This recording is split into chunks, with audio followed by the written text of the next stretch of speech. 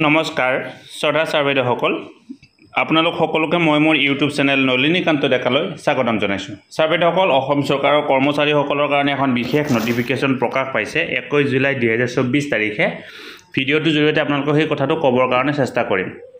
অসম চৰকাৰে নৱেম্বৰ মাহৰ 19 তাৰিখটো ৰেষ্ট্ৰিক্টেড হলিডে হিচাপে ঘোষণা কৰিছে আৰু এখন হৈছে সেই বিশেষ নটিফিকেশ্যনখন। এতিয়া আপোনালোকে কিহৰ কাৰণে ৰেষ্ট্ৰিক্টেড হলিডে হিচাপে ঘোষণা কৰা হৈছে সেইটো চাবৰ কাৰণে চেষ্টা কৰক।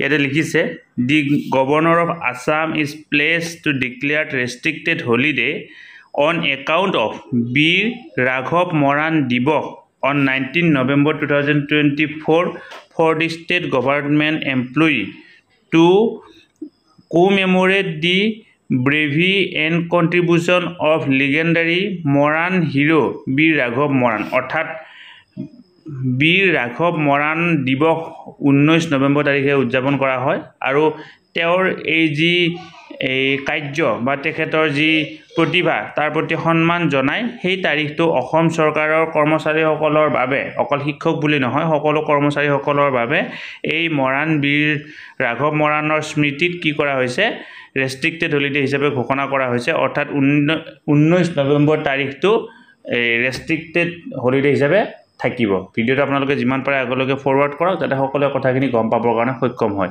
শ্ৰদ্ধা ছাৰবেদসকল, নলিনীকান্ত ডেকা নামৰ ইউটিউব চেনেলটো হৈছে এটি শিক্ষামূলক ইউটিউব চেনেল। এই চেনেলটোৰ জৰিয়তে আমি শিক্ষক, ছাত্ৰ ছাত্ৰী, অভিভাৱক আৰু বিদ্যালয়ৰ কাৰণে উপযোগী কিছু ভিডিঅ' প্ৰস্তুত কৰিবৰ কাৰণে চেষ্টা কৰোঁ। আপুনি যদি আজি পোনপ্ৰথমবাৰৰ কাৰণে এই চেনেলটো চাইছে অনুগ্ৰহ কৰি চেনেলটো ছাবস্ক্ৰাইব কৰিব আৰু অল নটিফিকেশ্যন প্ৰেছ কৰি থ'ব।